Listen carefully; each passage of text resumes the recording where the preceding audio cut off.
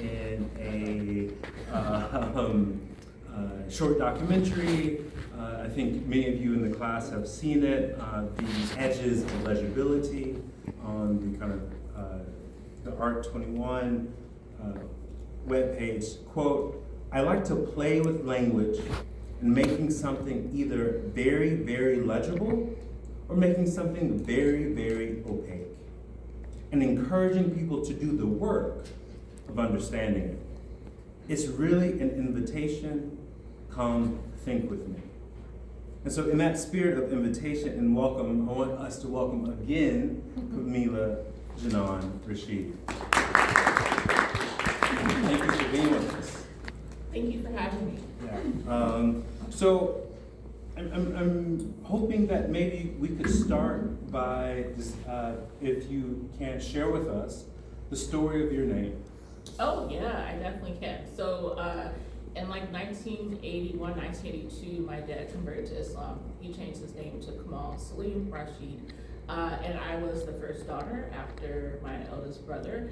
And I was my dad's junior. So I'm actually named after my dad, Kamal being the male version, Camila being the female version. And then Rashid, my dad was very focused on choosing a name that he could give to his family, give to his kids that in some way spoke to the sense of being guided. And then my middle name, Janan. I was told for a long time it meant heart and soul, which it obliquely does. But a couple of years ago, I started looking for the Arabic root, and I was like, I can't find it. Like, there's nothing for this. And I remember calling my dad, and he was like, yeah, we kind of spelled it not the right way, which what makes it difficult for you to find the Arabic root. And the root ended up being Yun, which sort of speaks to something that is covered or veiled or sort of withheld from the senses. And I thought about that for a long time because I thought about the sort of meta irony of a name that meant a covering, something that's hidden, something that's sort of like withdrawn from senses. And for me, not to have a sense of that name for most of my life. And so I'm really interested now in how that almost mistaken and unknown namesake has impacted the way that I think about my work and the way that I sort of present or show up in the world. Yeah, so I want to pursue that. I think there's something fundamental about your art practice that is both tied to the meaning of your name, the story of your name, and it's revealing to you. Could you speak to kind of how you've come to understand the relationships across those kind of elements? Yeah, so I think a good starting place is that I sort of come into my work as an educator. I was a high school teacher for most of my life, and then I went to curriculum development, and now I teach graduate students.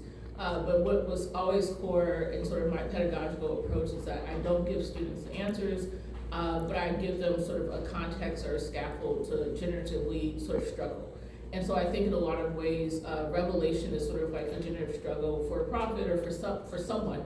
You're going through a sort of struggle where information is being sort of given to you, offered to you, but it's not decoded yet. And so for me, I think about learning as an opportunity to give, like an opportunity to students and thinkers, learners all around to sort of patiently sort of wade with uncertainty. And so I think that for me, sort of taking that principle of like revelation or slowly accumulating understanding is sort of how I think about my practice too. I'll put work out that I don't fully understand yet, not because, sometimes it's a deadline, but sometimes, a lot of times it's literally because I don't think that transparency is necessary for sharing. I think that you can share something as you're still tinkering, as it's still coming to focus. I like the idea that I can do some sort of like revelatory work, the artist can do a bit of revelatory work, the work can be created, and then after that stuff can still happen. That revelation is a durational process, and it doesn't need to like happen all at once. Mm-hmm. This strikes me as a profoundly Islamic theme. Yeah. Yeah, could you kind of help us through that to the without giving us the answer necessarily? Yeah. But I mean, I think for folks who are Muslim and who grew up with parents who woke you up to both pray and to read, my dad had this very particular thing where he would wake us up to pray, and then we would have Arabic studies lessons, and then we have Quranic studies lessons, and my dad would make like a almond butter. Our parents were sort of hippies. They got like raw almond butter from the health food place and bananas. But that was like our morning sort of thing. And the stories that I remember the most were about Prophet Muhammad, peace be upon him, his revelations. And the amount of doubt that was part of that, right? Like this idea that something has come to him to give him something and he can't make sense of it. So he goes to Sister Khadijah, asks for some clarification, and is still in this moment of doubt. And so I think in a lot of ways, the first revelation being sort of this invocation or invitation to read, to recite, to be in sort of this discourse feels very important to me. And I remember as a kid, my parents being like, your actual responsibility in this life, in this dunya, is to learn.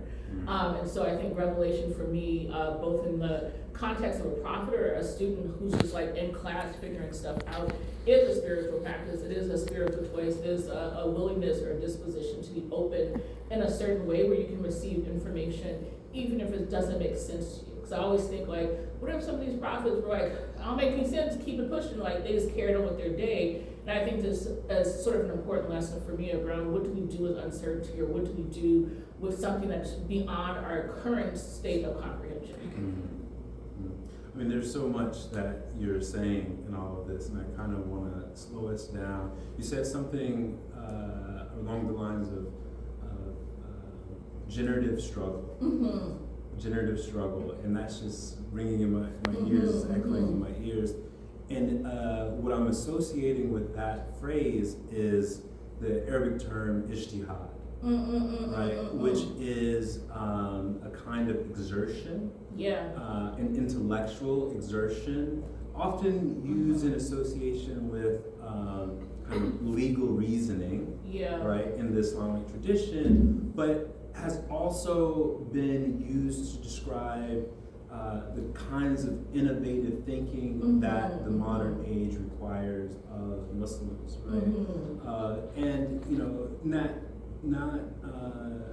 totally surprising that it shares a root with jihad, right? Which is a word we often think of as struggle, and so I'm curious if you kind of see any connections between kind of that kind of Islamic concept of ijtihad, which is absolutely tied to learning and more general forms of struggle.